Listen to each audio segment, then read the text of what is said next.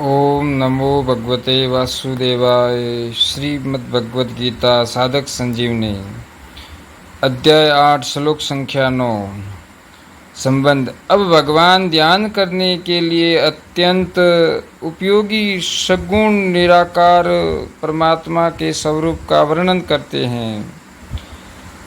कविं पुराणम् अनुशासिता रमणोरणीयां समनुसमरेदः सर्वस्व तातारमचिन्तय रूपमादित्य वर्णं तमसः परस्तात्। जो सर्वज्ञ, अनादि, सब पर शासन करने वाला और सबसे अत्यंत सूक्ष्म, सबका धारण पोषण करने वाला, अज्ञान से अत्यंत परे, सूर्य की तरह प्रकाश स्वरूप अर्थात ज्ञान स्वरूप, ऐसे अचिंत्य स्वरूप का चिंतन करता है। व्याख्या। कविम संपूर्ण प्राणियों को और उनके संपूर्ण शुभाशुभ कर्मों को जानने वाले होने से उस परमात्मा का नाम कवि अर्थात सर्वज्ञ है। पुराणम, वे परमात्मा सबके आदि होने से पुराण कहे जाते हैं। अनुशासितारम, हम देखते हैं तो नेत्रों से देखते हैं। नेत्रों के ऊपर मन शासन करता है, मन के ऊपर बुद्धि और बुद्धि के ऊपर अहम शासन करता है तथा अहम के ऊपर भी जो शासन करता है, जो सबका आश्रय, प्रकाशक और प्रेरक है, वह परमात्मा अनुशासिता है। दूसरा भाव यह है कि जीवों का कर्म करने का जैसा जैसा स्वभाव बना है, उसके अनुसार ही परमात्मा वेद,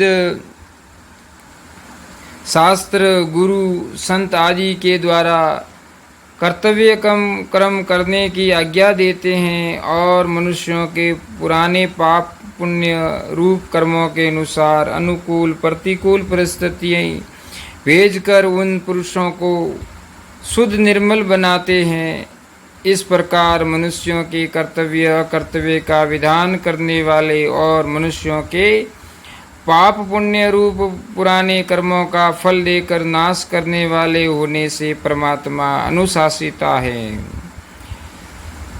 अणोरणीयासम, परमात्मा परमाणु से भी अत्यंत सूक्ष्म है, अर्थात है कि परमात्मा मन बुद्धि के विषय नहीं है।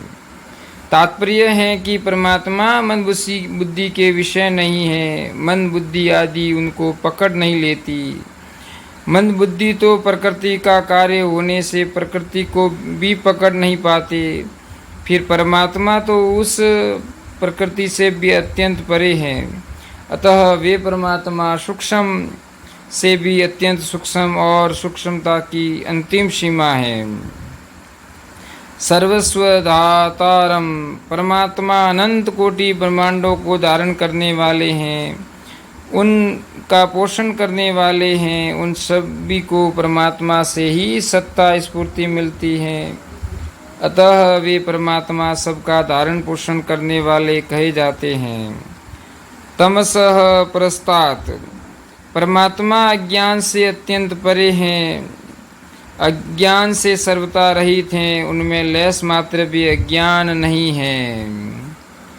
प्रत्युत वे अज्ञान के भी प्रकाशक हैं। आदित्य वर्णम, उन परमात्मा का वर्ण सूर्य के समान है, अर्थात वे सूर्य के समान सबको मन बुद्धि आदि को प्रकाशित करने वाले हैं। उन्हीं से सबको प्रकाश मिलता है। अचिंत्य स्वरूपम, उन परमात्मा का स्वरूप अचिंत्य है, अर्थात वे मन बुद्धि आदि के चिंतन का विषय नहीं है।